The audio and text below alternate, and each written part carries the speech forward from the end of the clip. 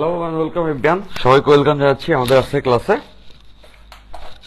Fine, so আজকে class 11টা শুরু হওয়ার কথা, আমরা একটু টাইম পরে শুরু করছি, একটু সেট আপের কাজ করছিলাম। আচ্ছা যাই হোক, হোয়াটএভার। সো আজকের ক্লাস সেকেন্ড পেপারে আমরা সকালে নিয়ে নিচ্ছি।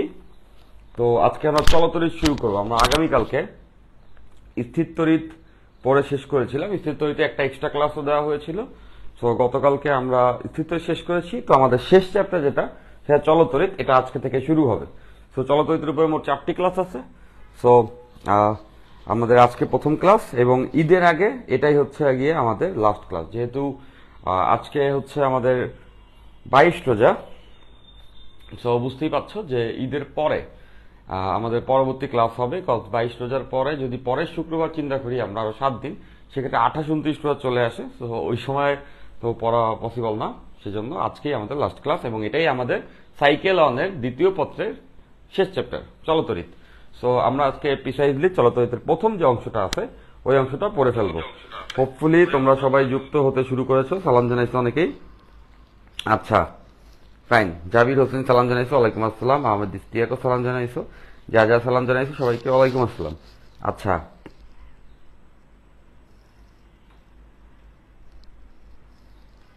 আচ্ছা ওকে ফাইন, তাহলে সবাই নিশ্চয়ই সবকিছু দেখতে পাচ্ছ। তাহলে সেক্ষেত্রে আমরা আমাদের ক্লাসটা একটু শুরু করতে পারি। হোপফুলি সবাই রেডি হয়ে গেছো। তো আমরা এখন আমাদের ক্লাসটাকে শুরু করে দিব। ওকে, আচ্ছা ফাইন। ওকে, কেমন আছি আমি জিজ্ঞাসা করছো আলম। আমি ভালো আছি। চাঁপাইনবাবগঞ্জ থেকে তুমি আসো। আহ, আহ, তো তুমি কেমন আছো এটাও জানাই দিতে পারো। আচ্ছা ফাইন, তাহলে চলো আমরা ক্লাসটা শুরু করি। আজকে শুক্রবার, যেহেতু নামাজও আছে, সো আমরা খুব বেশি টাইম তো আসলে পাবো না। তো ক্লাসটা এখানে শুরু করি। তো চলতরিৎ খুবই খুবই খুবই ইম্পর্টেন্ট চ্যাপ্টার। চলতরিৎ খুবই ইম্পর্টেন্ট চ্যাপ্টার। এই চ্যাপ্টারটাকে অত্যন্ত ধীরে সুস্থে ঠান্ডা মাথায় আমরা শেষ করব। ওকে, তো চলো আজকে প্রথম দিনের ক্লাস, বেসিকের যে অংশটা আছে আর প্রথম দিকে যে অংশগুলি আছে ওই অংশগুলি আমরা একটু পড়ে নেই। আচ্ছা ফাইন, তো প্রথমেই আমরা জানবো হচ্ছে গিয়া কারেন্ট কি জিনিস। আচ্ছা হ্যাঁ, নামাজ আছে এই জন্য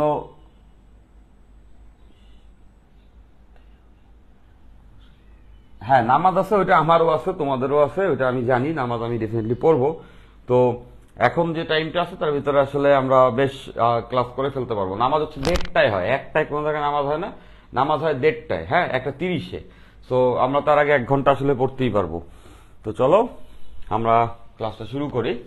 তো প্রথমে আমাদের জানতে হবে হচ্ছে গিয়ে তড়িৎ সম্পর্কে। তো আমরা ছোটবেলা থেকেই তড়িতের সংজ্ঞা পড়ে আসছি।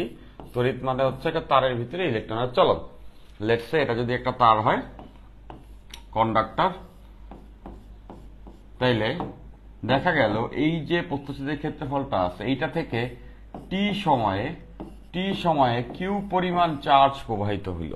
এটার ভিতর থেকে টি সময়ে কিউ পরিমাণ চার্জ প্রবাহিত হইল। সেই ক্ষেত্রে আমরা বলতে পারবো যে এই তারে তড়িতের মান I equals to Q by T. তাহলে এটাকে এভাবে করে বলা হয় একক সময়ে তারের যে কোনো প্রস্থচ্ছেদের মধ্য দিয়ে, দেখো এখানে কোনো প্রস্থচ্ছেদের ক্ষেত্রফল নাই, তার মানে ক্ষেত্রফলের উপরে কিছু ডিপেন্ড করে না।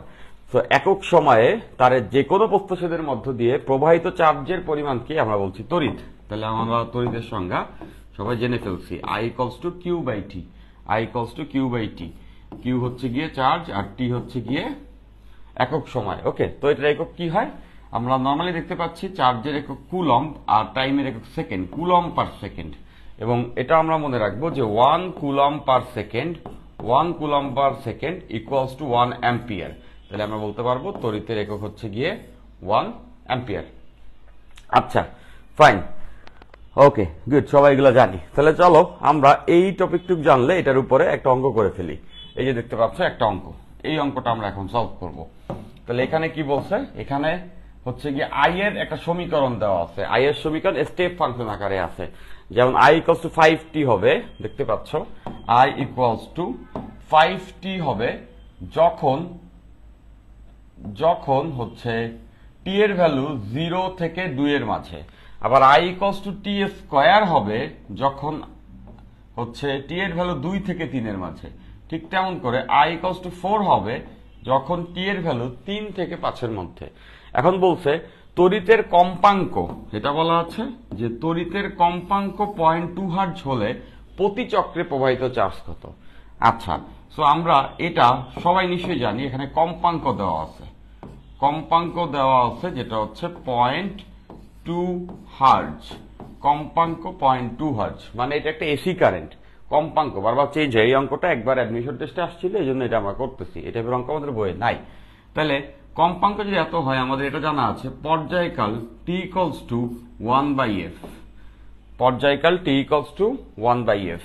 তাহলে f এর ভ্যালু দেওয়া আছে যেটা 0.2, তাহলে 0.2 যদি এখানে আমরা বসাই 1/0.2 হুইচ ইজ 5 সেকেন্ড, তাহলে আমরা এটা বলতে পারি যে পর্যায়কাল হচ্ছে 5 সেকেন্ড। পর্যায়কাল মানে হচ্ছে একটা পূর্ণ কম্পন দিতে বা একটা পূর্ণ স্পন্দন দিতে যত সময় লাগে। এখানে কিন্তু এটাই বলছে প্রতি চক্রে, প্রতি চক্রে মানে প্রতি চক্র বলতে বোঝাচ্ছে একটা চক্র সম্পন্ন হতে কতটুকু টাইম লাগে, 5 সেকেন্ড। একটা চক্র সম্পন্ন হতে 5 সেকেন্ড টাইম লাগে, মানে সোজা কথা আমাদেরকে বের করতে হবে 5 সেকেন্ডে প্রবাহিত চার্জ কত। এই কারেন্টটা যদি যায় 5 সেকেন্ডে প্রবাহিত চার্জ কত। এখন আমরা যদি একটু এটা খেয়াল করি, সেটা হচ্ছে I equals to Q by T, I equals to Q by T. তাহলে এখান থেকে এটা লেখা যায় Q equals to IT, Q equals to IT. নিশ্চয়ই সবাই বুঝতে পারছো। তাহলে এখান থেকে এইটা বোঝার চেষ্টা করো, Q ইকুয়ালস টু যদি আইটি হয়, তাহলে আমরা বুঝতে পারছি যে তড়িতের সঙ্গে সময়কে গুণ করে দিলেই আমি প্রবাহিত চার্জ পেয়ে যাব। কারেন্ট আই এর সঙ্গে সময়কে গুণ করলেই প্রবাহিত চার্জ পেয়ে যাব। যতটুকু সময় গুণ করব অতটুকু সময়ের মধ্যে প্রবাহিত চার্জ পেয়ে যাব। তাহলে এটাকে এভাবে লেখা যেতে পারে, দেখো যে q equals to i t, q equals to i t. তাইলে দেখো এখানে আই কিন্তু ধ্রুবক না, আমরা সবাই এটা বুঝতে পারছি যে এখানে যে আই এর মানটা আছে, দেখতে পাচ্ছ আই এর মানটা কিন্তু ধ্রুবক না, আই এর মানটা বিভিন্ন সময়ের জন্য বিভিন্ন রকম, বিভিন্ন টি এর জন্য আই এর মান বিভিন্ন রকম। 0 থেকে 2 এর মাঝে যেরকম, 2 থেকে 3 এর মাঝে আবার অন্য রকম, 3 থেকে 5 এর মাঝে আবার অন্য রকম। দ্যাট মিনস এই আই এর ভ্যালুটা বিভিন্ন সময় বিভিন্ন রকম হচ্ছে। ফাইন, তাহলে এটাকে তো এভাবেও লেখা যায়, দেখো যে Q equals to integration i dt, তাই না? ইন্টিগ্রেশন আই ডিটি, দেখো আই এর সঙ্গে টি এর গুণফল। এখন এটা যেহেতু ভেরিয়েবল, দ্যাটস ওয়াই ইন্টিগ্রেট করতে হবে। আর এটা দেওয়াতে একই জিনিস বোঝাচ্ছে আই ইন্টু ডিটি, মানে i into t, i into dt, এই পুরোটাকে ইন্টিগ্রেট করছি। বা এটাকে আমরা এভাবেও চাইলে লিখতে পারি, দেখো যে খুব ক্ষুদ্র প্রবাহিত charge dq equals to i into dt. খুব অল্প সময় যদি আমরা নেই এবং আয়ের সঙ্গে গুণ করি, তাহলে ওই অল্পটুকু সময়ের মধ্যে কতটুকু চার্জ প্রবাহিত হয় সেটা বের করতে পারবো। এখন যদি আমাদের ইচ্ছা হয় পুরো সময়ে চার্জটা বের করতে, তাহলে বোথ সাইড আমরা ইন্টিগ্রেশন করে দিব। এবং এটা আমরা সবাই জানি যে ডিএক্স কে যদি ইন্টিগ্রেট করা হয় তাহলে পাওয়া যায় এক্স, তাহলে এই পাশে ডিকিউ কে ইন্টিগ্রেট করলে পাওয়া যাবে কিউ, মোট প্রবাহিত চার্জ। তাহলে মোট প্রবাহিত charge equals to integration i dt. তাহলে এটাকে আমরা সবাই ফর্মুলা আকারে মনেও রাখতে পারি, সেটা হচ্ছে মোট প্রবাহিত চার্জ যখনই বের করতে বলবে, মোট প্রবাহিত চার্জ কিউ যখনই বের করতে বলবে, তখন আমরা আই কে টি এর সাপেক্ষে ইন্টিগ্রেট করে নিলেই পারি। আমরা আই কে টি এর সাপেক্ষে ইন্টিগ্রেট করে নিলেই মোট প্রবাহিত চার্জ পাবো। আচ্ছা, এখন কতটুকু টাইমের মধ্যে বের করতে হবে সেটাও বলে দিছে, 5 সেকেন্ডে প্রতি চক্রে। প্রতি চক্র, এক চক্র কয় সেকেন্ডে হচ্ছে, পর্যায়কাল 5 সেকেন্ড, 5 সেকেন্ডে মানে টাইম 0 থেকে 5 সেকেন্ডের মাঝে এই কারেন্টটাকে ইন্টিগ্রেট করতে হবে। তাহলে এখন খেয়াল করে দেখো, 0 থেকে এইটা 0 আর এইটা হচ্ছে 5, তাহলে 0 থেকে 5 এর মাঝে তো আসলে টি এর ভ্যালুটা ভিন্ন ভিন্ন রকম, তাহলে একবারে তো এটা করা যাবে না, এটাকে ভেঙে ভেঙে করতে হবে। তাহলে দেখো কিউ প্রথমে 0 থেকে 2, দেখতেছো প্রথমে 0 থেকে 2 এর মাঝে আই এর ভ্যালু 5t, দেখো 0 থেকে 2 এর মাঝে আই এর ভ্যালু 5t ডিটি প্লাস গেল 0 থেকে 2, এরপরে কত হবে 2 থেকে 3, 2 থেকে 3, 0 থেকে 2, তারপরে 2 থেকে 3, 2 থেকে 3 এর মাঝে আমরা দেখতেছি আই এর ভ্যালু হচ্ছে টি স্কয়ার, দ্যাট মিনস আই এর ভ্যালু টি স্কয়ার ডিটি। তারপর আমরা 0 থেকে 3 পর্যন্ত আসছি, দেখো 0 থেকে 2, 2 থেকে 3, এরপরে আছে 3 থেকে 5, 3 থেকে 5, তাহলে 3 থেকে 5 এর মাঝে আই এর ভ্যালু 4 ডিটি। তাহলে দেখো খেয়াল করে আমরা একদম 0 থেকে 5 পর্যন্তই গেলাম, আমাদের যেতে হইতো এই 0 থেকে 5 সেকেন্ডের মধ্যে প্রবাহিত চার্জ কত। তাহলে খেয়াল করে দেখো 0 থেকে 5 এর মাঝে একটা ফাংশন না, অনেকগুলো ফাংশন, তো ভেঙে ভেঙে করছি। 0 থেকে 2 এর মাঝে করে নিছি, তারপরে আবার 2 থেকে 3 এর মাঝে করে নিছি, তারপরে আবার 3 থেকে 5 এর মাঝে করে নিছি। দ্যাট মিন্স পুরো 0 থেকে 5 এর মধ্যে হয়ে গেছে। ফাইন, এবার যদি আমরা এই ইন্টিগ্রেশনটা করি, সবাই নিশ্চয়ই করতে পারবা, ক্যালকুলেটর দিলেও বেরোবে। যেমন এটাকে করলে 5 ধ্রুবক 5 বেরোয় আসবে, আর টি কে টি এর সাপেক্ষে করলে আসবে টি স্কোয়ার বাই 2। টি কে টি এর সাপেক্ষে করলে টি স্কোয়ার বাই 2। তার মানে এখানে লোয়ার লিমিট 0, আপার লিমিট 2। ঠিক তেমন এখানে টি স্কোয়ার আছে, টি স্কোয়ার কে করলে আসবে টি কিউব বাই 3। দ্যাট মিন্স এটা লোয়ার লিমিট 2, আপার লিমিট 3 প্লাস 4 ধ্রুবক, এটা বেরোয় আসবে। আর ডিটি কে করলে আসবে শুধুমাত্র টি, লোয়ার লিমিট 3, আপার লিমিট 5। এবার ডেটা বসাই দিলে অঙ্কটা হয়ে যাবে। তাহলে আনসারটা এরকম হবে 5 ইন্টু এই 2 যদি বসাই 2 এর স্কোয়ার বাই 2 প্লাস 3 এর কিউব বাই 3 মাইনাস 2 এর কিউব বাই 3, এই লিমিটগুলি বসাচ্ছি, প্লাস 4 5 মাইনাস 3। তাহলে এটা বসাই দিলে আমরা কিন্তু দেখো একটা সংখ্যা পেয়ে গেছি। মানে বেসিকলি প্রতি চক্রে মানে হচ্ছে 5 সেকেন্ডে প্রবাহিত চার্জ কত সেটা আমরা বের করতে পারবো। 5 সেকেন্ডে প্রবাহিত চার্জ কত সেইটা আমরা বের করে ফেলতে পারবো। 5 সেকেন্ডে প্রবাহিত চার্জ কত এটা আমরা বের করে ফেলতে পারবো। ওকে,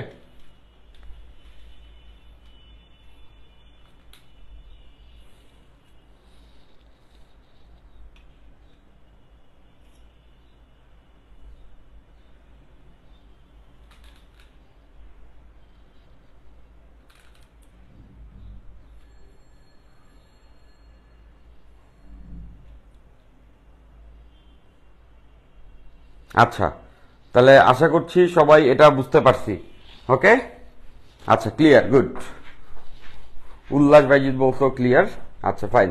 সো হোপফুলি সবাই বুঝতে পারছো, তাই না? এই টাইপের অঙ্ক বইয়ে আমাদের নাই। আচ্ছা ভাই, 2 নংটা দিলেন কেন? এটা বলছো জাবির হোসেন। আচ্ছা, 2 নংটা বলতে কি বুঝাইছো সেটা একটু বলো তো। 2 নংটা দিলেন কেন বললা? 2 নং কোনটা আবার? Clear, good. রিফাত বুঝতে পারছো, মাহবুব আলমও বুঝতে পারছি। ওকে, বুঝতে পারছো। আচ্ছা, মিমও বলছো যে বুঝে ফেলছো, গুড, ভেরি গুড। আচ্ছা, তাহলে এটা যদি আমরা বুঝে ফেলি তাহলে চলো আমরা আরেকটু সামনের দিকে আগাই। ফাইন। সো এই টাইপের আরেকটা অঙ্ক আমরা করব এখন। এই টাইপের আমরা আরো একটি অঙ্ক করব। দেখো, এই যে আরেকটি অঙ্ক, এই অঙ্কটাতে কি বলা আছে? এই অঙ্কটাতে বলা আছে যে i equals to modulus of T. i equals to modulus of T হলে প্রবাহিত চার্জ বের করো। মডুলাস অফ টি হলে এখানে আরেকটা কথা আছে যে 5 সেকেন্ডে প্রবাহিত চার্জ কত বের করো। i equals to modulus of T. ওই যে মাইনাস দিলেন কেন? আচ্ছা, মাইনাস কোথায় দিচ্ছি?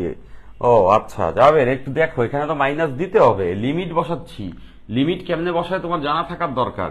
এরকম যদি থাকে যে এক্স স্কোয়ার লিমিট হচ্ছে গিয়া 2 থেকে 3, এটা দ্বারা বোঝা যাচ্ছে 3 আগে বসাবা এখানে 3 এর স্কোয়ার মাইনাস 2 বসাবা আবার 2 এর স্কোয়ার। ইন্টিগ্রেশনের বেসিক ব্রো। তাহলে এইখানে কেন 0টা বসাই নেই? দেখো, 2 বসাইছি 2 এর স্কোয়ার বাই 2, আর 0 বসালে তো 0, এই জন্য আর বিয়োগ করি নাই। বাট এখানে তো 3 আর 2, এই জন্য বিয়োগ হয়েছে। এখানে তো 5 আর 3, এই জন্য বিয়োগ হয়েছে। নিশ্চয়ই এটা তোমার জানা আছে, তাই না? এতটুকু জানা থাকা উচিত যাবি। আচ্ছা, ফাইন। তাহলে এবার আসো যে আমরা এটা সলভ করব যে i equal to root over t হলে প্রবাহিত চার্জ কত। এখন এটা আমরা সবাই জেনে ফেলছি অলরেডি যে q ইকুয়ালস টু it। এটা আমরা সবাই জেনে ফেলেছি যে q equals two it। q equals two it, বা এটাকে এভাবেও লেখা যায় q equals to integration i dt। কিছুক্ষণ আগেই তো দেখলাম, তাই না? তো দেখতেছো এইখানে যে আইটা আছে, এই আয়ের সমীকরণটা আমাদের এখানে দেওয়া আছে। এই আয়ের সমীকরণটা আমাদের এখানে দেওয়া আছে। ফাইন, কিন্তু কথা হচ্ছে একটা মডুলাসের সমীকরণ। তাহলে আমরা একটু দেখে নেই যে মডুলাসের সমীকরণটা বেসিক্যালি কিরকম হয়। যেমন নর্মালি সবাই আমরা দেখেছি, এটা নিশ্চয়ই তোমরা জানো, তাও দেখাই নিচ্ছি। y equals to modulus of x। y equals to modulus of x। তাহলে খেয়াল করে দেখো, আমি যদি x এর ভ্যালু প্লাস বসাই তাইলে ওয়াই এর ভ্যালু প্লাস আসবে।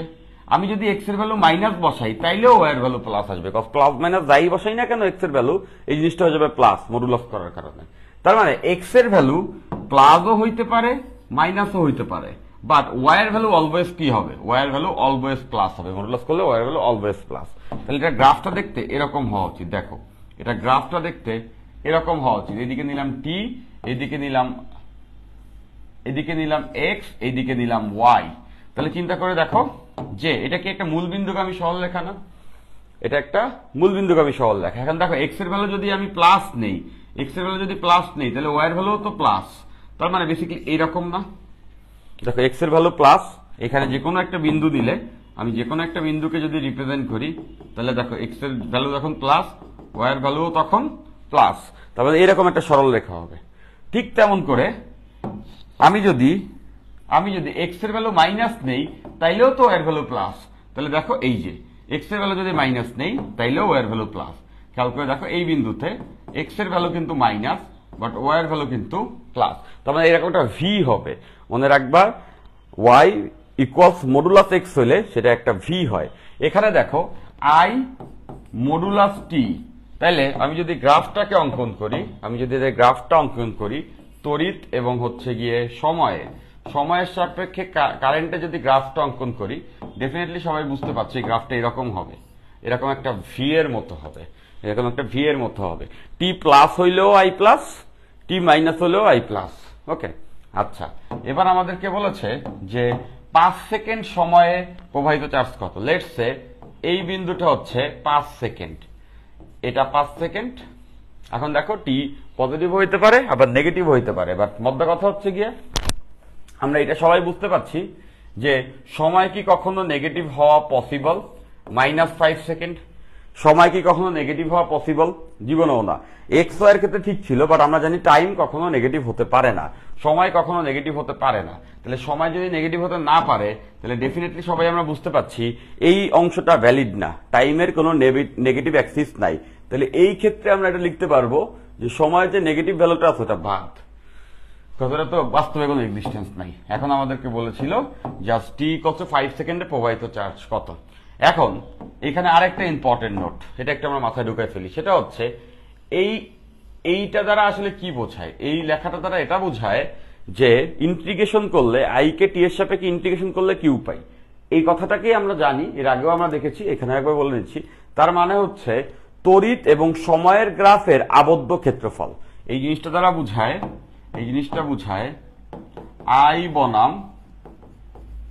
আই বনাম টি এর গ্রাফের আবদ্ধ ক্ষেত্রফল।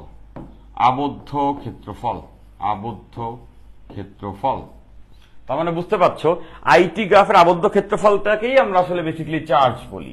তাহলে দেখো এটা কিন্তু আইটি গ্রাফ, দেখেই সবাই বুঝতেছি যে এইটা হচ্ছে আই আর এটা হচ্ছে টি, তার মানে এর আবদ্ধ ক্ষেত্রফলটাই আমাদের চার্জ।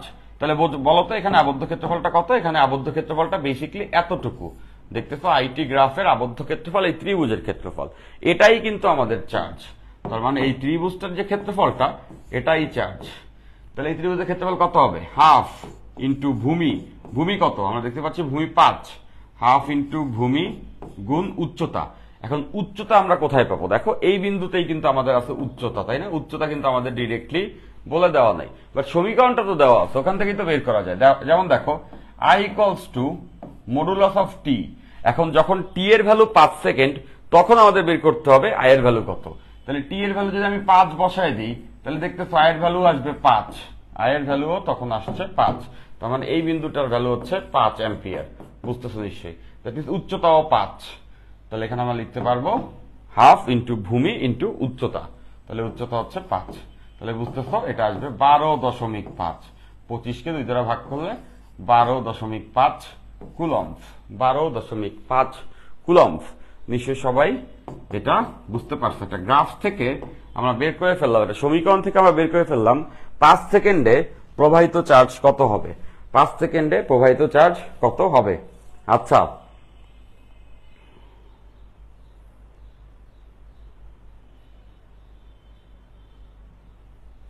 আচ্ছা, নাসিব বলছো ভাই কারেন্ট নাই তাই ক্লাস করতে পারতেছি না, এই ফার্স্ট আপনার লাইভ মিস হলো। চিল, তেমন কিছু পড়ি না, আমরা জাস্ট এই দুইটা অঙ্কই পড়ছি, ছোট একটা ক্লাস। আমি ক্লাস কখনো মিস দিতে চাই না।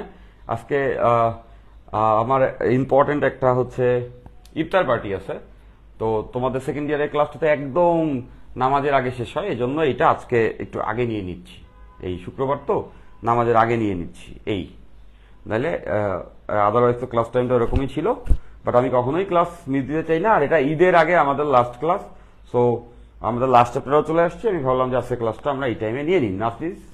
নাসিফ তুমি মন খারাপ করো না, আজকে ক্লাসটা আমি শুরু যখন করতে নিয়েছি তখনও আমার প্রবলেম হচ্ছিল টেকনিক্যালি, সো ইটস ওকে, তুমি দেখে নিলে পরবর্তীতে পারবা। Clear, good. মাহবুব আলম বলছো, মিরাজ আহমেদও বলছো, রিফাতও বলছো ক্লিয়ার।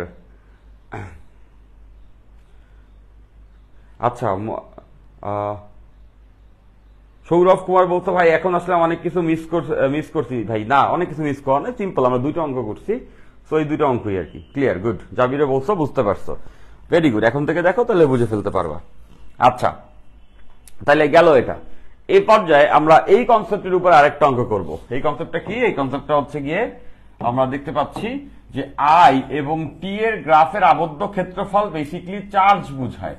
আই এবং টি এর গ্রাফের আবদ্ধ ক্ষেত্রফল বেসিক্যালি চার্জ বুঝায়। তো এরকম আরেকটা অঙ্ক আমরা দেখতে পাচ্ছি, এই অঙ্কটা দেখো। এই অঙ্কটাতে কি বলেছে? এই অঙ্কটাতে বলেছে যে নিচের গ্রাফ থেকে প্রথম 15 সেকেন্ডে প্রবাহিত চার্জ কত? নিচের যে গ্রাফ আছে তাতে প্রথম 15 সেকেন্ডে প্রবাহিত চার্জ কত? আচ্ছা, তাহলে দেখো প্রথম 15 সেকেন্ড মানে এখানে যে গ্রাফটা আছে এটা হচ্ছে আইটি গ্রাফ, টি আছে সেকেন্ডে আর এটা আছে অ্যাম্পিয়ারে। এবং আমরা এটা জানি আইটি গ্রাফের আবদ্ধ ক্ষেত্রফলই প্রবাহিত চার্জ। আইটি গ্রাফের আবদ্ধ ক্ষেত্রফল মানে এই গ্রাফের আবদ্ধ ক্ষেত্রফলই প্রবাহিত চার্জ। এখন কতগুলো ডেটা পয়েন্ট দেওয়া আছে ওগুলো আমি ক্লিয়ার করে দিচ্ছি। আচ্ছা, সো এই যে বিন্দুটা আছে, এই বিন্দুটা হচ্ছে 5 সেকেন্ড, এটা হচ্ছে 10 সেকেন্ড, আর এটা হচ্ছে 15 সেকেন্ড, আর এইটা হচ্ছে গিয়া 5 অ্যাম্পিয়ার। আচ্ছা, ফাইন। আর যেটা বলা আছে সেটা হচ্ছে এই যে সমীকরণটা, এই বিন্দু থেকে এই বিন্দু, এই যে বক্ররেখা, এটা হচ্ছে y স্কয়ার ইকুয়ালস টু হচ্ছে x। এটা সমীকরণটা হচ্ছে y square equals to x। এখন বলেছে 15 সেকেন্ডে প্রবাহিত চার্জ কত, মানে মোট 15 সেকেন্ডে প্রবাহিত চার্জ কত। তো আমরা দেখেই কিন্তু সবাই বুঝতে পারছি 15 সেকেন্ড মানে এই পর্যন্ত আবদ্ধ ক্ষেত্রফল। তাইলে সেই আবদ্ধ ক্ষেত্রফলটাকে আমরা এভাবে লিখতে পারি, দেখো এই পুরোটা দ্বারা আবদ্ধ ক্ষেত্রফল। তাহলে এভাবে লিখতে পারবো, যেমন এখানে একটা আবদ্ধ ক্ষেত্রফল আছে, প্রথমে এতটুকু আবদ্ধ ক্ষেত্রফল একটা ত্রিভুজের, তারপরে দেখতে পাচ্ছ এতটুকু আবদ্ধ ক্ষেত্রফল, এরপরে আবার এটা আছে, তারপরে এগেইন আমরা দেখতেছি এই জায়গাতেও একটা আবদ্ধ ক্ষেত্রফল আছে। তার মানে এই তিনটা ক্ষেত্রফলের যোগফলই আমাদের হচ্ছে 15 সেকেন্ডে প্রবাহিত চার্জ। দেখতেছো এইটা হচ্ছে 0 সেকেন্ড আর এটা 15। তাইলে আমরা এটা লিখতে পারবো যে এইখানে মোট এতগুলো ক্ষেত্রফলের যোগফলটাই হবে 15 সেকেন্ডে মোট প্রবাহিত চার্জ। যেহেতু এরা অলরেডি দেখতে পাচ্ছি আমরা, যেহেতু এটা হচ্ছে আই এবং টি এর গ্রাফ, আচ্ছা, সো আমরা ক্ষেত্রফলটা বের করি। প্রথমটা এটা একটা ত্রিভুজ, তাহলে ত্রিভুজ হলে হাফ ইন্টু ভূমি গুণ উচ্চতা। ভূমি হচ্ছে 5, এটার উচ্চতাও 5, দ্যাট মিনস 5 ইন্টু 5 গেল একটা। হাফ ইন্টু ভূমি গুণ উচ্চতা, এটা গেল একটা, গেছে এইটা। এরপর এইটা কি দেখতেছে, এটা একটা আয়তক্ষেত্র, এবং এটা দেখেও বুঝতেছি এইটার প্রস্থ কত, 5 থেকে 10-এ গেছে, মানে এটার প্রস্থ 5, আর এটার উচ্চতাও 5। খেয়াল করে দেখো, এইটা তো 5, এই রেখাটা, এটা 5 আর এটা 5, মানে এটা একটা আয়তক্ষেত্র বা বর্গক্ষেত্র 5 ইন্টু 5। সবাই নিশ্চয়ই বুঝতে পারছো, এইটাও 5, 5 থেকে 10-এ গেছে, এটাও 5 গেল এটা। দেন এই জায়গাতে এসে একটা কাহিনী লেগে গেছে। এই জায়গাতে এসে কাহিনীটা কি লেগে গেছে দেখো, এই যে 10 থেকে 15 পর্যন্ত যে গেছে, 10 থেকে 15, এখানে কিন্তু ডিরেক্ট ফর্মুলা আছে, এটা বের করার কি কোনো ডিরেক্ট ফর্মুলা আছে? এটা বের করার কোনো ডিরেক্ট ফর্মুলা আমাদের জানা নাই। তাহলে এটা বের করার ওয়েটা কি? আবদ্ধ ক্ষেত্রফল, এটা একটা বক্ররেখা না, এটা একটা বক্ররেখা। তাহলে আবদ্ধ ক্ষেত্রফল বের করার ওয়েটা কি? ওয়েটা হচ্ছে গিয়ে খুবই সিম্পল। এইখানে আমরা এভাবে লিখতে পারবো, এই যে এরিয়াটা, এই আবদ্ধ ক্ষেত্রফলটা বা এরিয়াটা equals to integration y dx. X এর সাপেক্ষে ওয়াই কে ইন্টিগ্রেট করতে হবে, এবং এখানে এক্স এর ভ্যালু কত থেকে কততে গেছে? 10 থেকে 15তে গেছে, মানে 10 থেকে 15-র মাঝে ওয়াই কে এক্স এর সাপেক্ষে ইন্টিগ্রেট করতে হবে। বা এখানে ওয়াইটাই তো আই, মানে এই কথা দ্বারাই কিন্তু আসলে এইটা বুঝায় যে 10 থেকে 15-র মাঝে ওয়াই বলতেই তো এখানে আই, আর এটা হচ্ছে ডিটি, আই ডিটি। এটা করা মানেই তো চার্জ বের হয়ে যাওয়া, এরিয়া বেরোনো বা চার্জ বেরোনো, একই তো কথা। ফাইন, তাহলে এই জায়গাতে আমাদের যখন আইটা বসাইতে হবে বা ওয়াইটা বসাইতে হবে, তো দেখতেছো এখান থেকে এই কথাটা লেখা যায় y equals to root over x, y equals to root over x. তাহলে ওটা যদি আমি এখানে বসাই, তাহলে দেখো প্রবাহিত চার্জ এতটুকু সেকেন্ডের মাঝে 10 থেকে 15, ওয়াই ইকুয়ালস টু বলা আছে root over x, y equals to root over x dx. এখন এটাকে জাস্ট সিম্পলি আমরা যেটা করব, ইন্টিগ্রেট করে ফেলবো। তাহলে এই জিনিসটাই আমরা এখানে লিখলাম 10 থেকে 15-র মাঝে। তাহলে 10 থেকে 15 root over X, root over x DX, root over x DX. Okay, আচ্ছা ফাইন। তাহলে এই ইন্টিগ্রেশনটা আমরা সবাই করতে পারবো, যে রুট ওভার এক্স এর ইন্টিগ্রেশন কত হয় সেটা একটু যদি আমরা জানতাম, যে রুট ওভার এক্স এর ইন্টিগ্রেশন কত হয় সেটা যদি আমরা বের করে বা ক্যালকুলেটারে করে একবার ডেটা বসাই দিলেই হয়ে যাবে। তো এখান থেকে আমরা পেয়ে যাব আমাদের আনসারটা কত। একবার ক্যালকুলেটারে বসাইলে হতে পারে, পাশাপাশি অঙ্কটা করে দিলেও আমরা সবাই নিশ্চয়ই পারবো। বুঝতে পারছি?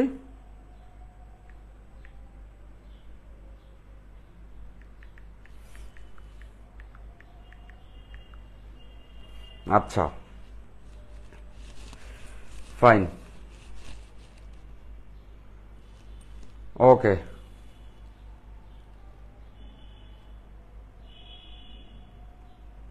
Fine, so root over X এর ইন্টিগ্রেশন যারা না জানো তাদের জন্য আমি এটা করেও দিতে পারবো। যেমন এই অংশটা আসবে হচ্ছে 12.5, এই অংশটা 12.5, পরের অংশটা 25।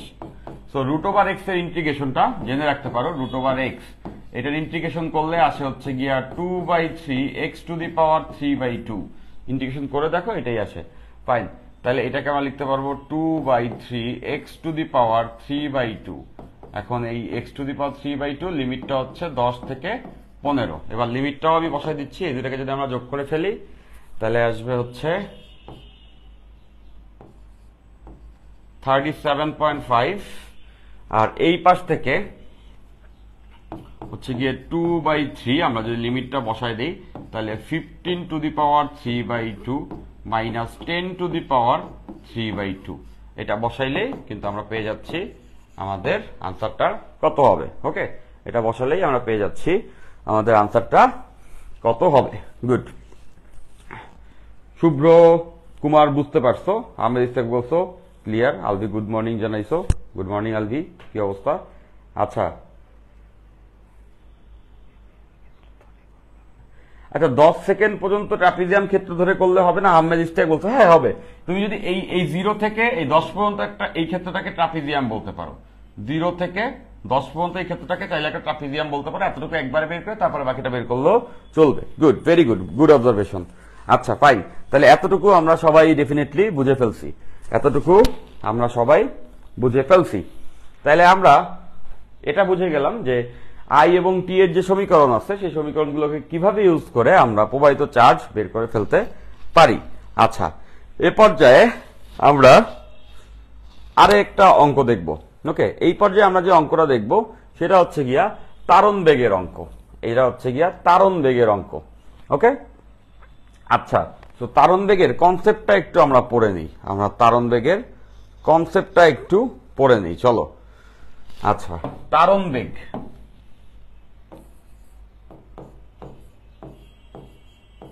বা ড্রিফটিং ভেলোসিটি।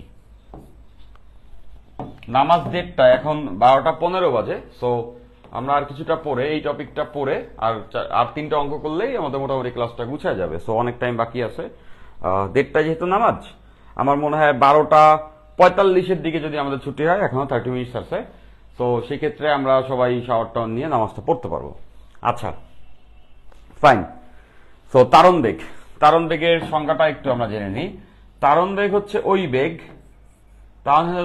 বেগ যে বেগে পরিবাহের ভিতরে ইলেকট্রনগুলা বা চার্জগুলা নড়াচড়া করে, বা চার্জগুলার বেগের যে গড় সেটা হচ্ছে তারণ বেগ। তারণ বেগ কিন্তু একটা গড় বেগ, তারণ বেগ বেসিক্যালি একটা গড় বেগ। আচ্ছা, তো দেখো যে এইটা যদি একটা তার হয়, এটা যদি একটা তার হয়, পরিবাহী তার হয়, আমাদের এটা জানা আছে যে এর ভিতরে ইলেকট্রনগুলো মুভ করছে, তাই না? এর ভিতরে ইলেকট্রনগুলো নড়াচড়া করলেই আমরা current pi. Current I equals two Q/T। সেকেন্ডে কতটুকু চার্জ প্রবাহিত হয়? তাহলে চার্জ বলতে কোন চার্জ প্রবাহিত হয়? ইলেকট্রনই তো প্রবাহিত হয়। ওকে, দ্যাট মিনস সময়ের সঙ্গে সঙ্গে ইলেকট্রন নড়াচড়া করে, প্রবাহিত হয়, তখন না কারেন্ট পাই। তাহলে বুঝতেছে ইলেকট্রন এখানে মুভ করে। তাহলে এই যে ইলেকট্রন যে বেগে মুভ করে সেই বেগটারে আমরা বলছি তারণ বেগ। যে বেগে এটা ইলেকট্রনটা নড়াচড়া করে, যে গড় বেগে, প্রত্যেকটা ইলেকট্রন তো এক বেগে নড়াচড়া করে না, এক একটা ইলেকট্রন এক একটা বেগে নড়াচড়া করে। তাহলে বুঝতে পারছো যে ইলেকট্রনের যে গড় বেগটা তাদেরকে আমরা বলছি তারণ বেগ।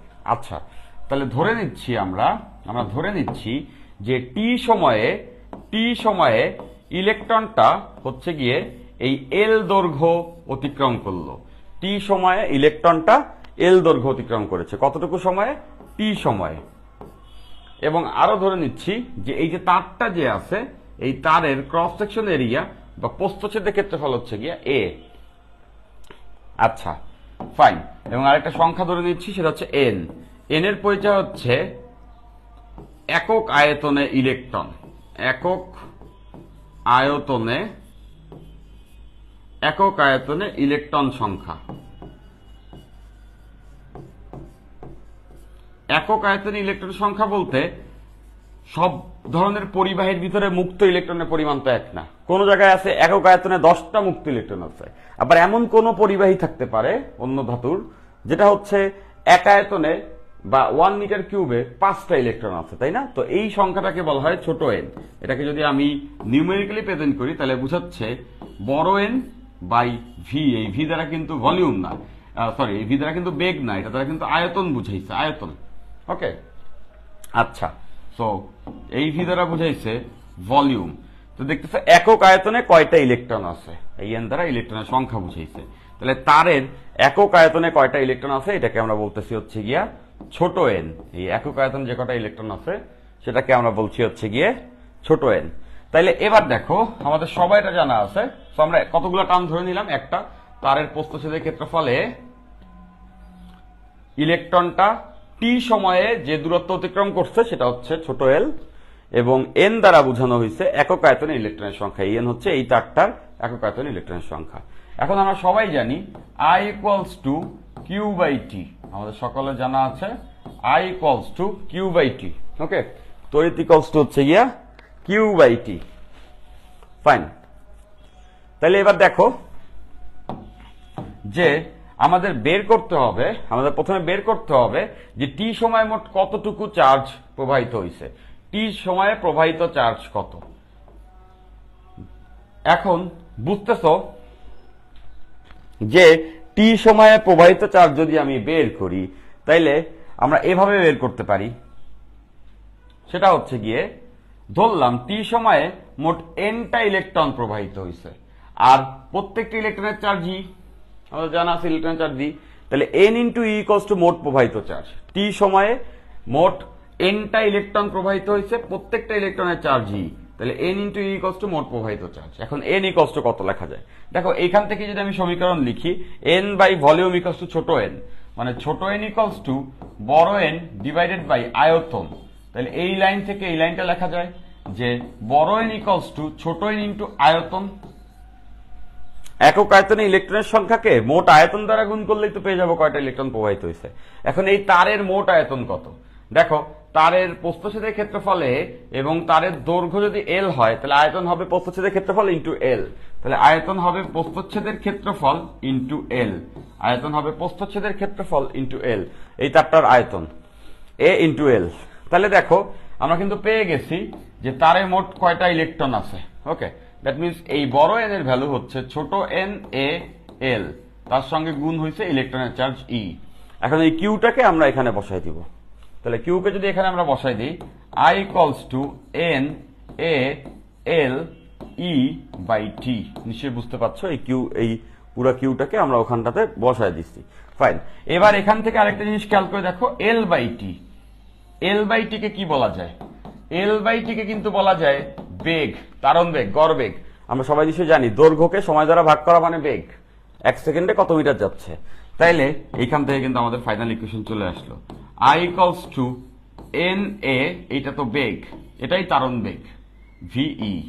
I equals to N A V. এই যে বেগটা ভি, সেটাই হচ্ছে তারণ বেগ বা ড্রিফটিং ভেলোসিটি। এটাই তারণ বেগ বা drifting velocity. I equals two navy, এটা কিভাবে মনে রাখতে পারো? আই ইকুয়ালস টু নেভি, তাই না? কোনটারে কি বলছে? আচ্ছা, তো এই আইকে আমরা বলছি তড়িৎ, কতটুকু তড়িৎ প্রবাহিত হয়েছে। এই আইকে আমরা বলছি তড়িৎ, কতটুকু তড়িৎ প্রবাহিত হয়েছে। আর এই যে এন দেখতে পাচ্ছ, এন তো আমরা জানি একক আয়তনে ইলেকট্রনের সংখ্যা। এন এর পরিচয় একক আয়তনে ইলেকট্রনের সংখ্যা, ওই পরিবাহীটার বা তারটার একক আয়তনে কত ইলেকট্রন আছে। আর এই এ কোনটা? এ হচ্ছে তারের প্রস্থচ্ছেদের ক্ষেত্রফল। এই যে তারটা যে আছে এটার ক্রস সেকশন এরিয়া বা প্রস্থচ্ছেদের ক্ষেত্রফল। আর এই ভিটাই তো আমাদের তারণ বেগ। আর এই ই তো ইলেকট্রনের চার্জ, যেটা 1.6 10 টু দি পাওয়ার মাইনাস 19। তাহলে আমরা এটা মনে রাখলেই চলবে, I equals two navy, I equals two navy. আচ্ছা, হোপফুলি এতটুকু আমরা সবাই বুঝতে পারছি। রহিম করিম বলছো ভলিউম এআই কিভাবে? ভলিউম এআই কিভাবে তোমার এটা বোঝা উচিত রহিম। সেটা হচ্ছে আমরা জানি প্রস্থচ্ছেদের ক্ষেত্রফলের সঙ্গে দৈর্ঘ্য গুণ করলে আয়তন পাওয়া যায়। প্রস্থচ্ছেদের ক্ষেত্রফলের সঙ্গে দৈর্ঘ্য গুণ করে দিলেই তো এখানের পুরো আয়তনটা পাওয়া যায়। এজন্য এক্স্যাক্টলি জাবির হোসেন আনসার দিচ্ছ, আয়তন ইকুয়ালস টু ক্ষেত্রফল ইন্টু দৈর্ঘ্য। আচ্ছা, তাহলে এই সূত্রটা আমরা নিশ্চয়ই সবাই বুঝতে পারছি যে তারণ বেগ কিভাবে করে বের করে। Clear, good, very good.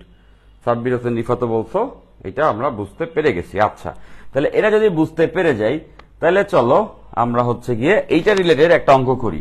এই রিলেটেড খুবই ইজি অঙ্ক আমাদের বইয়ে আছে, বাট আমি তোমাদের জন্য সব থেকে ভালো কনসেপ্ট আছে বা এটার মধ্যে ডিফিকাল্ট যে অঙ্কটা আছে, যেটা করলে পূর্ণাঙ্গ সবকিছু কাজ পেরে যাব, সেই অঙ্কটাই এখানে প্লেস করছি। আচ্ছা,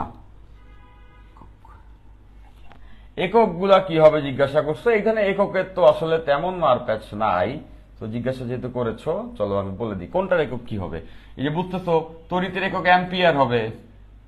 আর এন হচ্ছে একক আয়তনে ইলেকট্রন সংখ্যা, এটার তো কোনো একক নাই, এটা একটা সংখ্যা। এন হচ্ছে একক আয়তনে ইলেকট্রন সংখ্যা, এটা কোনো একক নাই। এর একক তো জানোই মিটার স্কয়ার, প্রস্থচ্ছেদের ক্ষেত্রফল। ভি এর একক কি হবে? মিটার পার সেকেন্ড, বেগের একক। আর ইলেকট্রনের একক, ইলেকট্রন চার্জের একক তো কুলম্ব। এগুলো তো আমরা সবাই জানি, তাই না? এগুলো তো আমরা সবাই জানি। ফাইন, তাহলে চলো এবার আমরা এই অঙ্কটা সলভ করে ফেলি। এবার আমরা এই অঙ্কটা সলভ করি। এই অঙ্কটাতে কি বলছে? এই অঙ্কটাতে বলেছে কপার তারে, এগুলোটা কিন্তু ভালো আছে, অ্যাডমিশন টেস্টে একবার আসছে। কপার তারের ঘনত্ব দেওয়া আছে এত, আমাদের কপার তারের ঘনত্ব এত দেওয়া আছে, রো। একটা কপারের তার আছে, তার ঘনত্ব দেওয়া আছে। প্রতিটি পরমাণু থেকে 2টি করে ইলেকট্রন নির্গত হয়, মানে প্রত্যেকটা পরমাণু কয়টা করে ইলেকট্রন ছাড়বে? 2টা কইরা। তারের 1 মিলিমিটার স্কয়ার প্রস্থচ্ছেদের ক্ষেত্রফলে কারেন্টের ভ্যালু 5 অ্যাম্পিয়ার। তারণ বেগ কত? তারণ বেগ বের করতে হবে। প্রস্থচ্ছেদের ক্ষেত্রফল, কারেন্টের ভ্যালু, ঘনত্ব এবং হচ্ছে প্রত্যেকটা ইলেকট্রন কয়টা করে প্রত্যেকটা পরমাণু কয়টা করে ইলেকট্রন ছাড়ে সেটা বলা আছে। এখন তারণ বেগ বের করতে হবে। আমাদের সূত্র জানা আছে, I equals two navy, I equals two navy, তাই না? আই ইকুয়ালস টু নেভি একটু আগে আমরা দেখেছি। তাহলে তারণ বেগ ভি ইকুয়ালস টু কত হবে? তারণ বেগ ভি ইকুয়ালস টু হবে I by N A E, I by N A E. তাহলে দেখো আমাদের কি কি ডেটা দেওয়া আছে। আমাদের এর ভ্যালু বলা আছে, এর ভ্যালু কত বলা আছে? এর ভ্যালু বলা আছে 1 মিলিমিটার স্কয়ার। 1 মিলিমিটার স্কয়ার মানে 1 into 10 to the power minus 6 metre square. যদি আমি মিটারে আনতে চাই 1 মিলিমিটার স্কয়ার মানে 1 into 10 to the power minus 6। ইলেকট্রনের চার্জ, এটা তো না বললেও আমরা জানি, যেটা হচ্ছে 1.6 10 টু দি পাওয়ার মাইনাস 19। এবার দেখো আই এর ভ্যালু, সেটাও কিনা আমাদের এখানে বলা আছে। আই এর ভ্যালু কত বলেছে দেখতে পাচ্ছ, আই এর ভ্যালু হচ্ছে 5 অ্যাম্পিয়ার। তাহলে আই এর ভ্যালু 5 অ্যাম্পিয়ার। তাহলে এই অঙ্কে তারণ বেগ বের করতে হলে আর একটা ডেটাই দরকার আমাদের। সেই ডেটা কোনটা? সেই ডেটা হচ্ছে গিয়ে এই এন এর ভ্যালুটা, যে একক আয়তনে কয়টা ইলেকট্রন আছে। আমাদের জানতে হবে একক আয়তনে ইলেকট্রনের সংখ্যা কত, একক আয়তনে ইলেকট্রনের সংখ্যা কত। এবং এটাকে কি লেখা যায়? মোট ইলেকট্রনের সংখ্যা ডিভাইডেড বাই আয়তন। এটা একটু আগেই দেখছি, মোট ইলেকট্রনের সংখ্যা ডিভাইডেড বাই আয়তনকে আমরা বলতেছি একক আয়তনে ইলেকট্রনের সংখ্যা। ফাইন। এখন আয়তনকে এভাবে করেও লেখা যায়।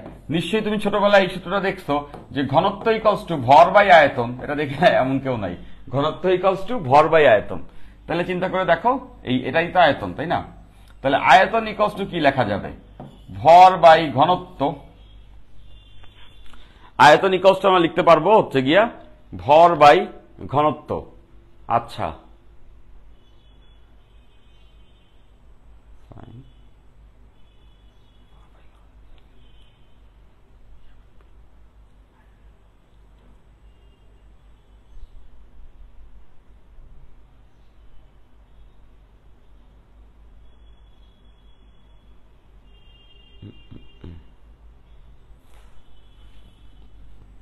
আচ্ছা, এটাকে এভাবে না, দেখো এটাকে আমরা এভাবে করতে পারি।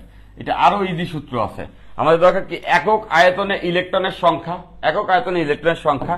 এভাবে আমরা সবাই জানি কিনা দেখো, এতটুকু আমরা সবাই জানি যে 1 মোল, কোন ধাতুর 1 মোল নিলে, যে কোনো ধাতুর যদি আমি 1 মোল পরিমাণ নেই, 1 মোল যদি নেই, তাহলে 1 মোলে কতগুলি ইলেকট্রন থাকে? আমাদের সবার জানা আছে 1 মোলে ইলেকট্রন বা কণার সংখ্যা হয় অ্যাভোগাড্রোর সংখ্যার সমান।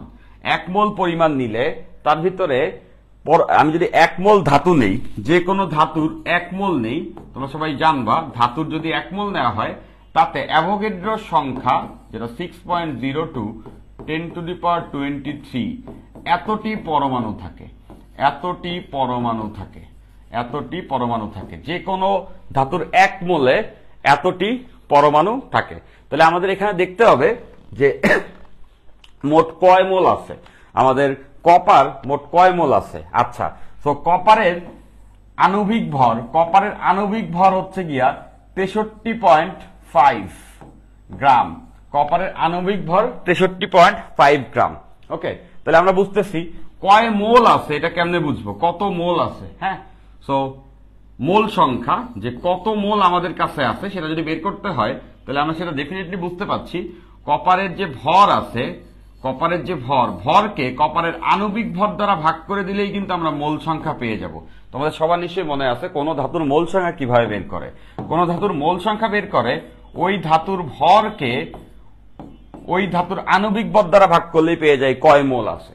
ধাতুর কতটুকু পরিমাণ এখানে মজুদ আছে সেই পরিমাণকে ওর আণবিক ভর, কপারের যেটা 63.5 দেখো পর্যায়সারণীতে আছে, ওটা দ্বারা ভাগ করলে পেয়ে যাবো কয় মোল আছে। ওকে, কয় মোল আছে সেটা পেয়ে গেলে তার সঙ্গে এনে গুণ করে দিলে পেয়ে যাবো কয়টি পরমাণু আছে। তাহলে এবার দেখো যে ভরকে কি আকারে লেখা যায়। ভরকে ইকুয়ালস টু লেখা যায় ভর ইকুয়ালস টু রো ভি, ভর ইকুয়ালস টু রো ভি। ঘনত্বের সঙ্গে আয়তন গুণ করলে ভর। তাহলে যদি আমি এখানে বসাই সেটা হচ্ছে রো ইন্টু ভি আয়তন ডিভাইডেড বাই 63.5। এবার যেটা আমরা করব, এটা পেয়ে গেলাম আমরা মোট মোল সংখ্যা। এখান থেকে কিন্তু আমরা মোট পেয়ে গেছি মোল সংখ্যা, কত মোল আছে, তাই না? আচ্ছা, এখন দেখো প্রত্যেক মোলে, 1 মোলে করা থাকে অ্যাভোগাড্রোর সমান সংখ্যক পরমাণু, 1 মোলে থাকে অ্যাভোগাড্রোর সমান সংখ্যক পরমাণু। তার মানে এই মোল সংখ্যাকে অ্যাভোগাড্রোর সংখ্যা এনে দ্বারা যদি আমি গুণ করে দেই তাইলে এটা কেমিস্ট্রিতে জানবা 1 মোলে অ্যাভোগাড্রোর সমান সংখ্যক পরমাণু থাকে। তাহলে এখানে মোল সংখ্যা পেয়ে গেছি। এই মোল সংখ্যাকে অ্যাভোগাড্রোর নাম্বার দ্বারা গুণ করে দিলে আমি পেয়ে যাব যে কয়টা পরমাণু আছে। এত মোল আছে আর প্রত্যেক মোলে অ্যাভোগাড্রোর সমান সংখ্যক পরমাণু আছে। এই দুটোকে গুণ করলেই পেয়ে যাব কয়টা পরমাণু আছে। ওকে, এরপর দেখো প্রতিটি পরমাণু থেকে 2টি ইলেকট্রন নির্গত হয়। আমাদের লাগবে তো হচ্ছে একক আয়তনে ইলেকট্রনের সংখ্যা, আমাদের লাগবে হচ্ছে একক আয়তনে ইলেকট্রনের সংখ্যা। ওকে, আচ্ছা, আমরা দেখলাম মোট এত মোল আছে, মোট এত মোল আছে। এখন চিন্তা করে দেখো প্রত্যেক মোলে হচ্ছে অ্যাভোগাড্রো সমান সংখ্যক পরমাণু আছে এবং সবাই তো ইলেকট্রন ছাড়ে না, একক আয়তনে ইলেকট্রনের সংখ্যা প্রতিটি পরমাণু 2টা করে ইলেকট্রন ছাড়ে, সবাই একটা ইলেকট্রন ছাড়ে না, 2টা করে, মানে এতগুলো পরমাণু আছে প্রত্যেকে 2টা করে ইলেকট্রন ছাড়তেছে, তাহলে মোট এতটি ইলেকট্রন ছাড়তেছে।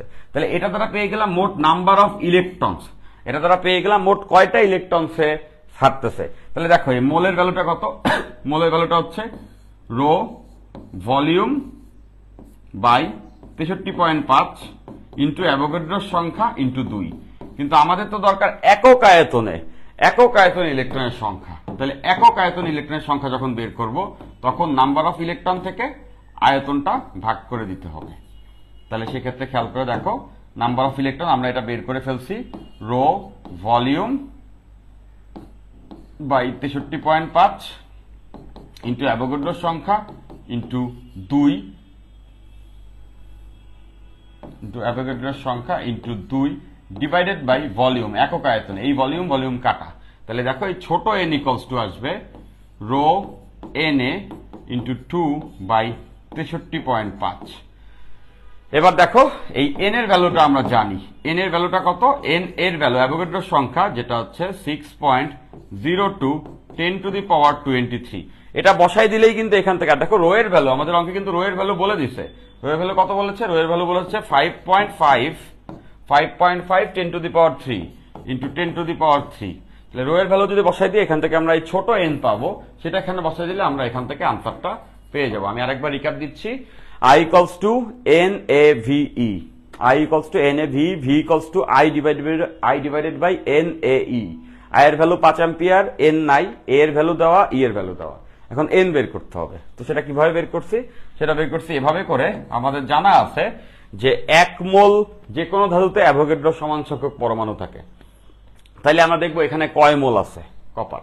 তাহলে কপারের মোল কেমনে বের করে, কপারের ভরকে কপারের আণবিক ভর 63.5 দ্বারা গুণ করলে মোল পেয়ে গেছি, এত মোল আছে।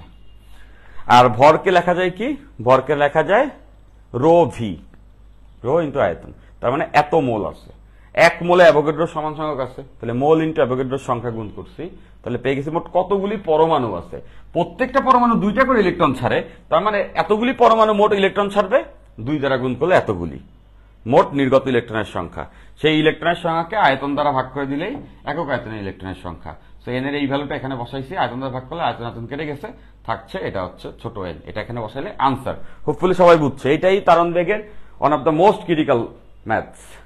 গুড, ভেরি গুড, এটার আনসার জাবির করে ফেলছো, ফাইন। সবাইকে বুঝতে পারছি, ইজ ইট ক্লিয়ার, একটু জানাইতে হবে। ওকে, রহিম করিম এটার আনসারও অলরেডি দিয়ে ফেলছো, রহিম করিম এটার আনসার অলরেডি দিয়ে ফেলছো, ফাইন। হোপফুলি সবাই এটা বুঝে ফেলতে পারছি। আমরা আর কিছুটা সময়, আর হয়তো বা 10 মিনিটের মতো ক্লাস করব, তারপরে তখন বাজবে 12:45। সো তখন আমরা যদি ব্রেক নেই বা ক্লাস শেষ করি, সেক্ষেত্রে আমরা নামাজটা ডেফিনেটলি পড়তে পারবো, কারণ নামাজ 1:30টার আগে কোথাও শুরু হয় না। আচ্ছা ফাইন, আহমেদ ইস্তিয়াক বলছো ক্লিয়ার।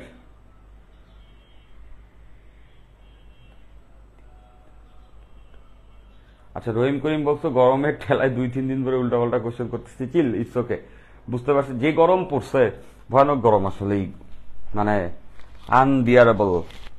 Clear, good. তাহলে চলো আমরা আরেকটা অঙ্ক সলভ করে ফেলি।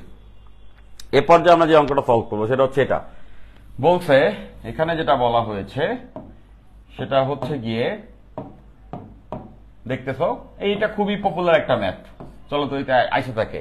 একটি 5 ওহম তারের আয়তন, একটি 5 ওহম রোধের তার, একটা রোধ আছে তারের, যেটা হচ্ছে 5 ওহম রোধের তারের আয়তন অপরিবর্তিত রেখে, মানে আয়তন চেঞ্জ করে না, আয়তন অপরিবর্তিত রেখে টেনে 4 গুণ করলে আর এর মান কত হবে।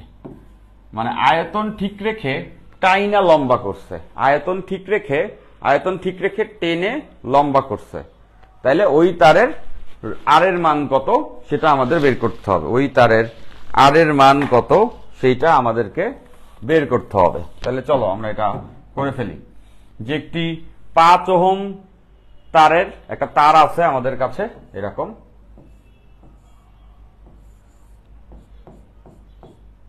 ধরলাম এটার প্রস্থচ্ছেদের ক্ষেত্রফল a আর এটার দৈর্ঘ্য হচ্ছে l। ওকে, তাহলে এটার আয়তন কত, এটার আয়তন বুঝতেছো, প্রস্থচ্ছেদের ক্ষেত্রফল ইন্টু হচ্ছে দৈর্ঘ্য। প্রস্থচ্ছেদের ক্ষেত্রফলকে দৈর্ঘ্য দ্বারা গুণ করলে আমরা কি পাই? আয়তন পাই। ফাইন। এখন এইটা রোধ বলে দিছে আর, এটা রোধ আর 5 বলেছে, এটা রোধ আর হচ্ছে 5 ধরলাম আমরা আর। এখন এটার আয়তন অপরিবর্তিত রেখে টাইনা লম্বা করছে, তাহলে কোয়াইট কমন সেন্স। চিন্তা করে দেখো, একটা তারকে টেনে লম্বা করলে তার যত লম্বা হবে তত কি চিকন হবে না? চারপাশ থেকে চিকন হয় না? একটা টাকার রবার আছে, টাইনে লম্বা করো, দেখো চিকন হয়ে যাবে। তার মানে এইটাকে টেনে লম্বা করছে, বলছে 4 গুণ করা হয়েছে, টেনে 4 গুণ করা হয়েছে, মানে এটা চিকন হয়ে যাবে। বুঝতে পারছো? এটা লেন্থ আগে যদি এল হয়, এখন করা হয়েছে 4L। তো 4L না বলে আমি বললাম এন গুণ করছে। কত গুণ করছে? এন গুণ। আমরা এটা একটা সূত্রের মতো করে পড়বো। আগে ছিল এল, তাকে এন গুণ করছে। তাহলে বুঝতে পারছো এখন দৈর্ঘ্য এটা। যদি দৈর্ঘ্যকে এন গুণ করে তাহলে প্রস্থচ্ছেদের ক্ষেত্রফল ডেফিনেটলি এন ভাগ হয়ে যাওয়া উচিত। চিন্তা করে দেখো, দৈর্ঘ্য এন গুণ বেড়ে গেলে প্রস্থচ্ছেদের ক্ষেত্রফল এন ভাগ হওয়ার উচিত। কেন উচিত? কত আয়তন যদি সমান রাখতে হয়, তাহলে দেখো এখন প্রস্থচ্ছেদের ক্ষেত্রফল এ বাই এন, আর এখন দৈর্ঘ্য হচ্ছে এন এল। দেখো প্রস্থচ্ছেদের ক্ষেত্রফল এ বাই এন, দৈর্ঘ্য হচ্ছে এন এল। তাহলে এই এন এন কাটা, তাহলে থাকবে এ এল। তাহলে দেখতেছো এখান থেকে বুঝতে পারছি এখন যে আয়তন এ এল, আগেও আয়তন তাই ছিল এ এল। তাহলে আমরা এটা সবাই বলতে পারবো যে দৈর্ঘ্যকে যদি আমরা এন গুণ করি তাহলে ডেফিনেটলি প্রস্থচ্ছেদের ক্ষেত্রফল এন ভাগের 1 ভাগ হয়ে যাবে, যদি আয়তন সেম রাখতে হয়। দেখো আয়তন দুই ক্ষেত্রেই সেম আছে। ফাইন। এইবার আমাদের এই সূত্র কেনা জানি, ছোটবেলা থেকে জানি, যে কোনো তারের রোধ আর ইকুয়ালস টু হচ্ছে rho L by L, L by A, rho L by A. যে কোনো তারের রোধ R equals to rho L by A. আচ্ছা, এইখানে রোটাকে বলা হয় তারের আপেক্ষিক রোধ, তারের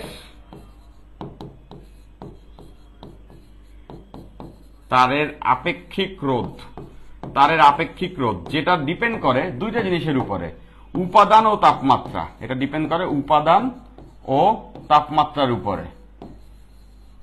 মানে তাপমাত্রা চেঞ্জ হলে আপেক্ষিক রোধের মান চেঞ্জ হয়।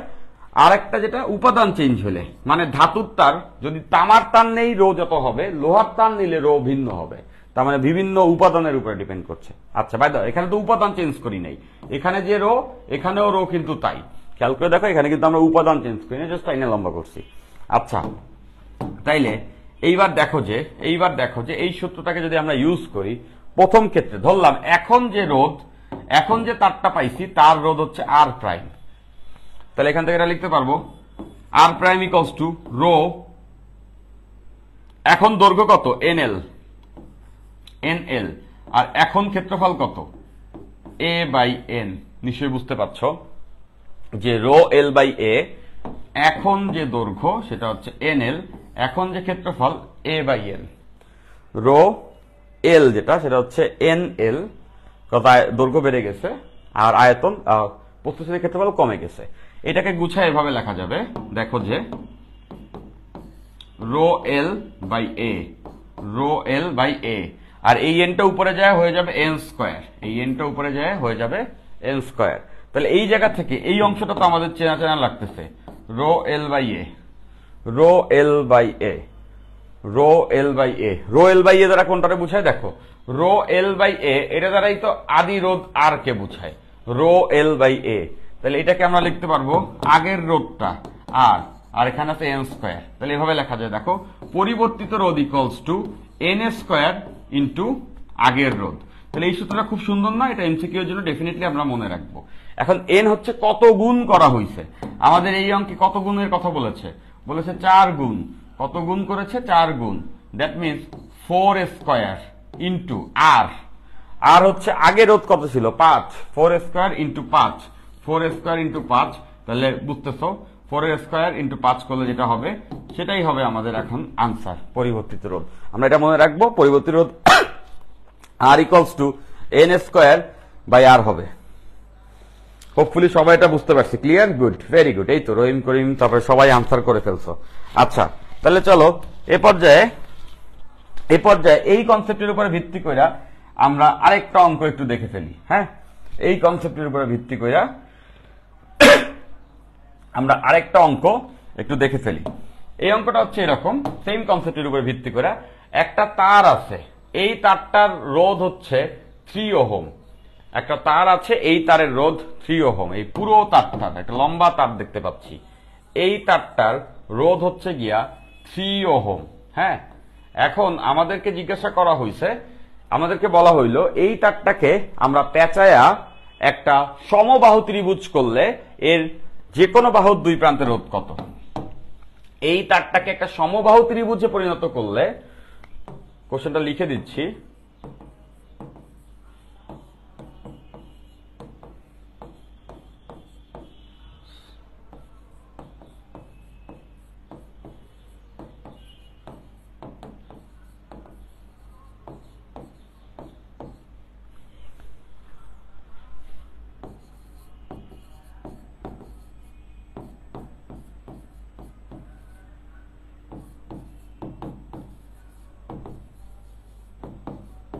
আচ্ছা তাহলে সবাই কোশ্চেনটা দেখতে পাচ্ছ যে এই যে তারটা আছে, তারটাকে সমবাহু ত্রিভুজ বানালে এর বাহুর দুই প্রান্তে রোধ কত হবে। একটা লম্বা তার যার রোধ 3 ওহম, একটা সমবাহু ত্রিভুজ বানাইছি।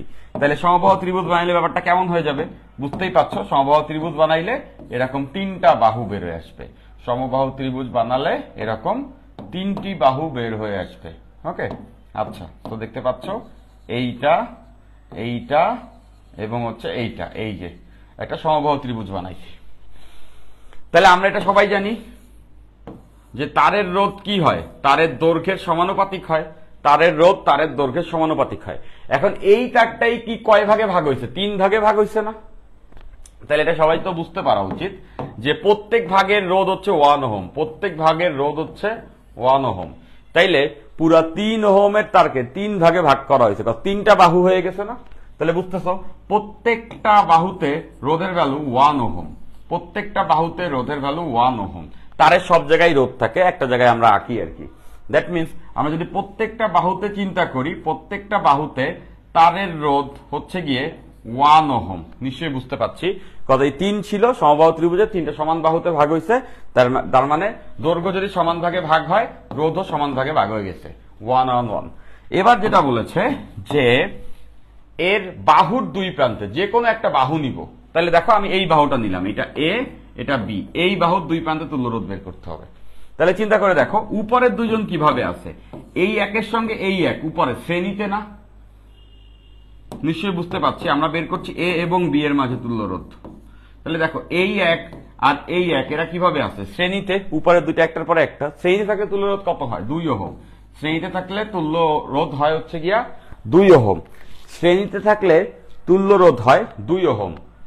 আর নিচে এই যে আরেকটা আছে 1, এই একের সঙ্গে এই 2 কিভাবে আছে? সমান্তরালে। নিশ্চয়ই বুঝতে পারছো, উপরে 1 + 1 2 আর নিচে আছে 1। উপরে 1 + 1 2 আর নিচে আছে হচ্ছে গিয়া 1। তাহলে বুঝতে পারছো যে এরা আছে হচ্ছে গিয়া শ্রেণী সমান্তরালে। দেখো এ এবং বি বিন্দুর মাঝে যদি চিন্তা করো, তাহলে চিন্তা করে দেখো উপরের দুইজন 1 + 1 2, ওই 2 আর এই 1 উপরে নিচে আছে সমান্তরালে। তাহলে সমান্তরালে থাকলে তুল্য রোধ কত হবে? ওই যে 2 এর ইনভার্স প্লাস 1 এর ইনভার্স, টোটালটার ইনভার্স। ছোটবেলা থেকে আমরা এটা শিখছি, যেটা আসবে হচ্ছে গিয়া 2/3 ওহম। এটা আসবে 2/3 ওহম। হোপফুলি সবাই এই অঙ্কটা বুঝে ফেলতে পারছি। ডেফিনেটলি সবার এটা বুঝে ফেলা উচিত। Good, very good, fine. এই যে রহিম, করিম, তারপরে উল্লাস, সবাই এটা আনসার করে ফেলছো। আচ্ছা, সো দ্যাটস ইট।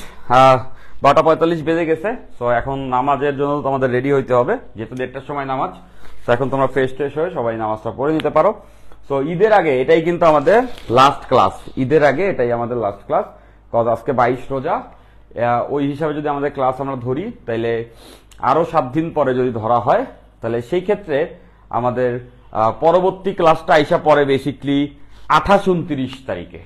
তো 28-29 রোজায়, 28-29 রোজায় তো ক্লাস তোমরা করতে চাবা না, স্বাভাবিক, ঈদ চলে আসবে।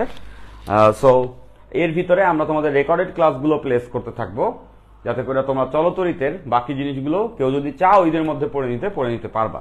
কজ আগামীকাল থেকেই আমরা চলতরিতের রেকর্ডেড ভিডিও প্লেস করে দিব কিছু, যাতে করে কেউ যদি দরকার পড়ে যে ঈদের মধ্যে আমি পড়বো, সেক্ষেত্রে সে সেটা পড়ে ফেলতে পারো। বাট সেটা মনে হয় না মেজরিটি করবে। আচ্ছা, আরেকটা কথা, এটা আমাদের সাইকেল 1-এর চলতরিতের শেষ ক্লাস। তো শেষ ক্লাস না, সাইকেল 1-এর চলতরিতের প্রথম শেষ চ্যাপ্টারের প্রথম ক্লাস। শেষ চ্যাপ্টার চলতরিত, এর উপরে 4টা ক্লাস হবে, আজকে হচ্ছে এটা প্রথম ক্লাস, আরো 3টা ক্লাস হবে যেটা ঈদের পরে হবে। এখন তোমরা জানতে চাইতে পারো যে ঈদের পরে কবে ক্লাস শুরু হবে, কতদিন পর্যন্ত বন্ধ, এরকম অনেক কোশ্চেন, তাই না? তো এটা নিয়ে আপাতত আমি ক্লাসে বলছি না, তোমাদের গ্রুপে নোটিশ দিয়ে দেওয়া হবে, ভিডিও বানিয়ে আমি দিয়ে দিব বা নোটিশ দিয়ে দিব যে ঈদের পরে কবে থেকে আবার ক্লাস শুরু হচ্ছে। তো আমরা লাস্ট চ্যাপ্টারে চলে আসছি। তোমাদের অনেকে টেনশন থাকতে পারে, ভাই লাস্ট চ্যাপ্টার শেষ হয়ে গেলে তাড়াতাড়ি ভালো, তাহলে তাদেরকে টেনশনের কোনো কারণ নাই। তার কারণ হচ্ছে লাস্ট চ্যাপ্টারের রেকর্ডেড গুলো আমি আপাতত দিয়ে রাখতেছি, যাতে করে কারো যদি মনে হয় ঈদের আগেই পরে শেষ করে ফেলবো, সে ঈদের আগে ওই রেকর্ডেড গুলো দেখলে শেষ হয়ে যাবে, শুধুমাত্র এই চ্যাপ্টারটার। আর হচ্ছে ঈদের পরে তো আমরা আবারও ক্লাস এটার উপরে নিয়ে নিচ্ছি। তাহলে সবাইকে ঈদের ছুটি জানাই দিচ্ছি, এবং কত তারিখ পর্যন্ত ছুটি থাকবে সেটা তোমাদেরকে নোটিশ দিয়ে জানাই দেওয়া হবে। রহিম করিম বলছো ফার্স্ট পেপার হবে না ভাই? হ্যাঁ, ফার্স্ট পেপার ক্লাস হবে। ফার্স্ট পেপারের ক্লাস যখন আসে টাইমলি তখনই হবে। ফার্স্ট পেপারের ক্লাস আমরা কয়টায় নিই? 2:30টার সময় হয় না ফার্স্ট পেপারের ক্লাস? তাহলে ওই 2:30টার সময় ফার্স্ট পেপার নামাজের পরে আমি এসে ফার্স্ট পেপারের ক্লাসটা শুরু করবো 2:30টার সময়। ফার্স্ট পেপারের ক্লাস টাইমটা যে টাইমে আছে ওই টাইমে থাকবে, শুধুমাত্র সেকেন্ড পেপারের ক্লাস টাইমটা যেহেতু একদম ইফতারের আগে ছিল, ওইটাকে আমরা আজকে নামাজের আগে নিয়ে আসছি। ওকে, আল্লাহ হাফেজ। নেক্সট সাইকেল কবে লঞ্চ হবে ভাই? উল্লাস বাইজিদ বলছো এই চ্যাপ্টার শেষ হইলেই নেক্সট সাইকেল লঞ্চ হবে, এটার আগের থেকেই লঞ্চ হয়ে যাবে।